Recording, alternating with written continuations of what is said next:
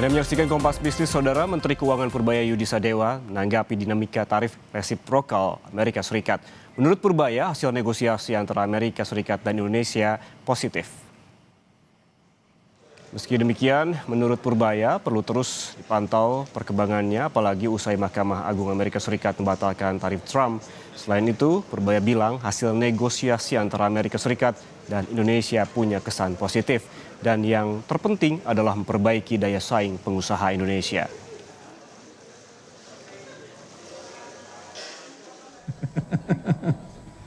Ini kan baru, itu kan masih berubah-ubah juga ya. Kalau saya pikir sih kesan pertamanya positif. Kita tidak rugikan dari negosiasi yang ada yang bisa dihasilkan. Tapi kan kita nggak tahu nanti berubahnya seperti apa. Karena kan kok Mahkamah Agung sana, Supreme Court sana memutuskan Trump nggak boleh menggunakan yang tadi itu. Jadi kita lihat perkembangan seperti apa. Tapi dengan data yang ada sekarang, saya pikir untuk Indonesia positif. Yang paling penting adalah kita memperbaiki daya saing para pengusaha di Indonesia dengan berbagai langkah nanti itu ke depannya. Sementara itu, Saudara, Ketua DPP PDI Perjuangan Bidang Kehormatan, Komarudin Watubun, merespons perjanjian tarif dagang Indonesia Amerika Serikat. Komar bilang pemerintah harus hati-hati. Komar menyinggung perjanjian Indonesia Amerika Serikat lewat PT Freeport, di mana Indonesia kala itu hanya menaikkan kerjasama untuk menambang tembaga. Namun belakangan diketahui penambangan di area Papua tersebut juga tentang emas.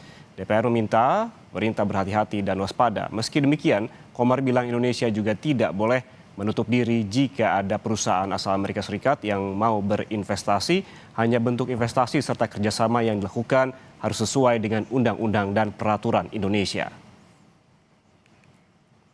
Amerika jadi dapat karpet merah untuk menguras Indonesia. Jadi kita begini, saya hanya berharap ya, kita kan tidak bisa juga menolak investasi. Karena negara ini mau bergerak maju juga kan perlu investasi yang masuk, ya toh. Tapi investasi yang masuk harus ikut aturan negara dan harus ikut mekanisme nasional kita. Kita jangan sampai mengulangi sejarah Freeport, ya kan? Freeport itu kan kita seperti orang bodoh dulu. Nah, itu yang harus hati-hati, ya, tidak gegabah itu. Sebelumnya, Presiden Prabowo Subianto menerima kunjungan 12 pengusaha dan pemimpin perusahaan investasi terbesar dari Amerika Serikat. Dalam pertemuan ini, para investor global menyampaikan ketertarikan dan kepercayaan tinggi terhadap iklim ekonomi Indonesia yang dinilai terus membaik. Sejumlah tokoh investasi ternama, termasuk pemilik klub sepak bola Chelsea hingga Inter Milan, menyatakan kesiapannya untuk memperkuat kerjasama dengan Badan Pengelola Investasi dan Antara. Pertemuan strategis yang berlangsung pada 20 Februari waktu setempat ini dihadiri oleh para CEO dari lembaga investasi raksasa dunia seperti BlackRock, KKR, hingga Warburg Pincus. Sekretaris Kabinet Teddy Indrawijaya menjelaskan para pengusaha ini telah menjalin komunikasi intensif dengan Danantara Indonesia sebagai super holding BUMN. Presiden Prabowo menegaskan bahwa para investor melihat Indonesia sebagai negara dengan potensi pertumbuhan yang positif dan stabil. Kehadiran tokoh-tokoh di acara ataupun di event ini dan dalam pertemuan ini menjadi sinyal kuat bahwa Indonesia kini semakin diperhitungkan sebagai tujuan utama investasi global di Asia Tenggara. Bapak ketemu pemimpin perusahaan-perusahaan investasi besar dunia, mungkin bisa diceritakan sedikit Pak? Ya, mereka menyampaikan mereka sangat tertarik sama Indonesia, mereka confident, mereka lihat iklimnya membaik terus, mereka positif terhadap ekonomi kita. Saudara, lalu bagaimana pengusaha Indonesia merespons dinamika tarif AS? Kita langsung tanya kepada Ketua Umum Apindo Sinta Wijaya Kamdani. Selamat pagi, Bu Sinta. Selamat pagi, Pak Yan. Bu Sinta, Anda yang sempat ikut ke Washington DC kala itu dan juga melihat bagaimana dinamikanya. Menurut Anda, sebetulnya apa sih dampak kesepakatan tarif RI dan juga Amerika Serikat terhadap daya saing produk ekspor Indonesia ke pasar Amerika? Ya, jadi mungkin kita perlu melihat latar belakang ya, kenapa pentingnya adanya perjanjian ART ini ya. agreement reciprocal tariff ini buat Indonesia? Karena kalau kita lihat pada saat Liberation Day kan tadinya Indonesia dikenakan sampai dengan 32% itu ya tarif reciprocal. Nah, kita mesti melihat produk-produk apa yang kena imbasnya dari tarif ini. Mungkin yang salah satu yang kami perhatikan adalah yang industri padat karya Indonesia ya, karena tekstil, garment, sepatu, furniture itu sangat terdampak karena ekspornya sangat besar ke Amerika. Jadi contohnya tekstil garment itu hampir 61% ekspor ke Amerika. Jadi kalau misalnya itu dikenakan tarif yang begitu tinggi, tentunya kita melihat kompetitor kita dapat tarif seperti apa untuk kita bisa tetap berdaya saing. Kita harus mendapatkan tarif yang lebih kompetitif. Nah, kenapa ini penting? Karena contohnya seperti tekstil garment itu dia membuka lapangan pekerjaan yang sangat besar, penyerapan lapangan pekerjaan yang besar. Jadi itu hampir imbas 2,7 juta pekerja. Jadi kalau kita ada penurunan demand karena ekspor ke Amerika, tentunya akan mempengaruhi lagi sektor ini gitu. Sama juga dengan sepatu, furniture dan lain. Jadi disinilah kenapa kami merasa penting bahwa kita punya Indonesia-Amerika punya kesepakatan sehingga kita bisa mendapatkan reciprocal tarif yang lebih rendah sehingga tidak mempengaruhi demand pasar ekspor kita ke Amerika. Jadi yang pertama itu dari sisi lapangan pekerjaan. Nah, kemudian kalau kita lihat kedua, tentunya dilihat dari segi konsekuensinya buat Indonesia untuk bisa menurunkan defisit, kita juga harus beli lebih banyak dari Amerika. Nah, sebenarnya apa sih yang dibeli dari Amerika? Nah, yang bisa dibeli Amerika itu kan seperti gas, kemudian kita lihat produk-produk pertanian. Ini produk-produk banyak yang hubungannya dengan bahan baku penolong yang juga memang dibutuhkan Indonesia, tapi mungkin selama ini Indonesia tidak import sepenuhnya dari Amerika. Jadi kita import dari negara lain, sehingga kita perlu men-shift import kita menjadi import dari Amerika. Jadi contohnya kalau untuk tekstil garment tuh kapas gitu, kita bisa import lebih banyak kapas. Tentunya kita bicara soal kedelai, soal wheat ya, terigu. Ini kan juga terigu sangat penting buat Indonesia. Kita masih import dan ini juga kita bisa import lebih banyak. Jadi kita juga melihat produk-produk yang kita bisa beli dari Amerika itu memang yang dibutuhkan Indonesia. Dan kita perlu shift aja gitu. Jadi ini bukan sesuatu tambahan baru. Dan yang ketiga mungkin yang sangat penting adalah kita perlu memang tadi untuk daya saing kita perlu kepastian itu memang struktur daripada cost kita di dalam produksi di Indonesia ini kan belum kompetitif negara tetangga ya. Jadi struktur cost kita contohnya nih kalau dibanding sama Vietnam itu kita lebih tinggi gitu. Karena apa? Karena logistik cost kita, labor cost kita, energy cost kita ini semua lebih tinggi daripada Vietnam. Sehingga kita perlu mendapatkan kebijakan khusus gitu untuk ini. Nah, makanya kami tentunya apresiasi bahwa di dalam perjanjian ini tidak hanya kita mendapatkan penurunan tarif, tapi juga mendapatkan waiver ya 0% waiver untuk awalnya ini kan tekstil garment ya kita mendapatkan 0% untuk lebih dari 1.860 jenis ya untuk tekstil garment dan ini bisa mendapatkan dengan kuota ya dengan kuota tertentu. Jadi tarif ini akan jelas membantu produk kita supaya jadi lebih kompetitif. Nah ini yang mungkin sangat penting untuk dicermati gitu bahwa di dalam aturan ini memang kita juga akan mendapatkan waiver di dalam perjanjian ini kita juga akan mendapatkan waiver untuk produk-produk tertentu dari Indonesia, cocoa, kopi, palm oil kita kan juga besar ya ke Amerika. Oke, berarti untuk daya saing ini perlu kepastian. Ini artinya bagaimana sikap dari para pengusaha di Indonesia, Bu? Apakah seperti Ibu bilang tadi terkait juga dengan perlu kepastian, artinya apakah ini wait and see terlebih dahulu?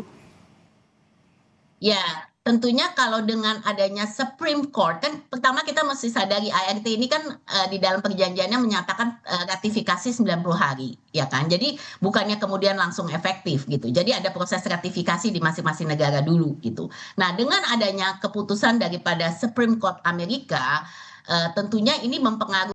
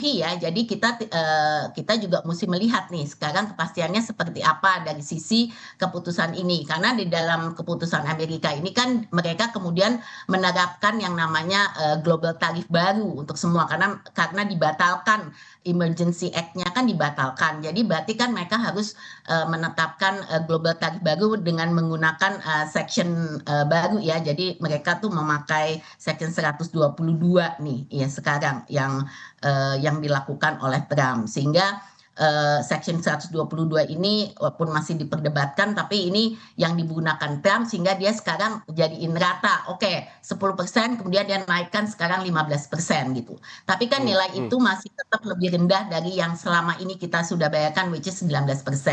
Jadi kita masih menunggu kapan ini benar-benar bisa akan terrealisasi ya. Tapi mestinya ya semuanya dengan sendirinya sekarang mendapatkan global tarif yang sama gitu. Sementara untuk exception yang didapatkan Indonesia, kita masih menunggu keputusan dari USTR dan pemerintah Indonesia nantinya apakah ini juga bisa tetap diberlakukan yang 0% itu.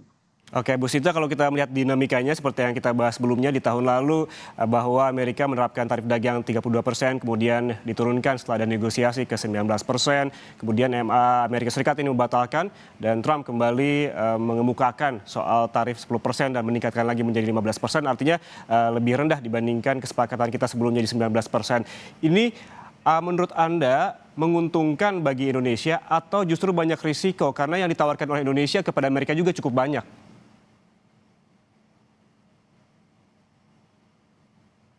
Maaf, terputus ya. Bu Sinta? Jadi yang ditawarkan, maaf, terputus tadi apa? Yang ditawarkan apa?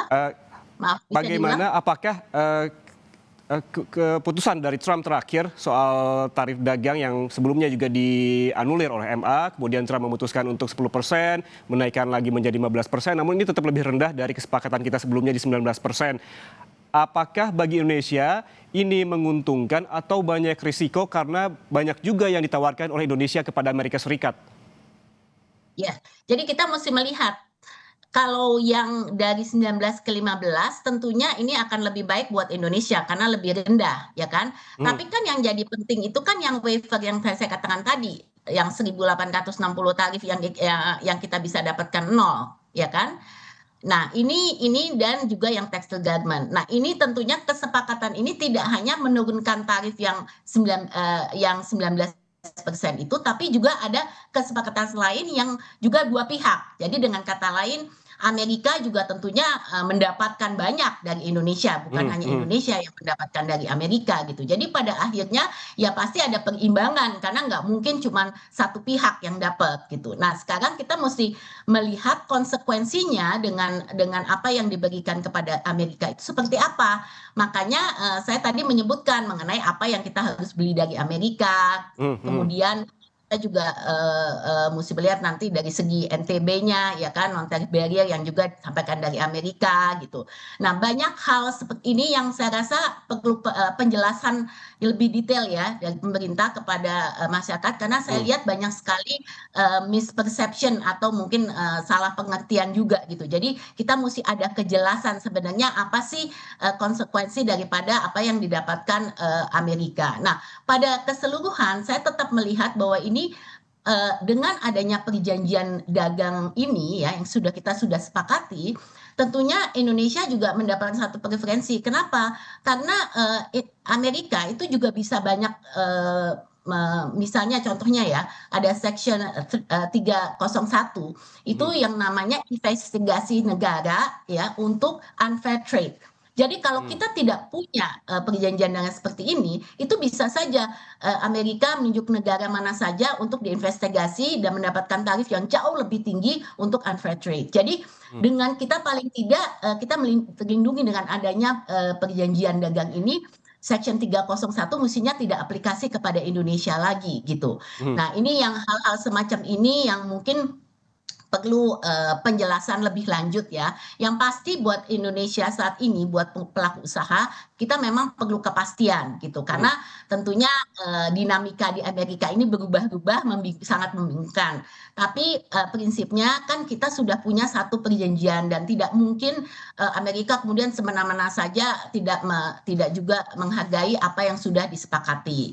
Namun kesempatan buat Indonesia untuk mengevaluasi kembali selama 90 hari ini. Karena kan 90 hari itu proses ratifikasi. Jadi kalau ada masukan-masukan, ada yang keberatan dan lain-lain, ini kan masih berproses gitu. Ini belum akhirnya. Kalau kita melihat juga bahwa ada yang bilang begitu Bu, wah yang dilakukan oleh pemerintah Indonesia ini terlalu reaktif terkait dengan tarif dagang dibandingkan negara-negara lain, negara-negara di ASEAN, negara tetangga begitu. Apakah menurut Bu Sinta tarif baru ini cukup kompetitif dibanding negara pesaing, at least katakanlah seperti Vietnam atau Meksiko? Namun jangan dijawab dulu Bu, seusai jeda kami kembali, tetaplah bersama kami di Kompas Bisnis.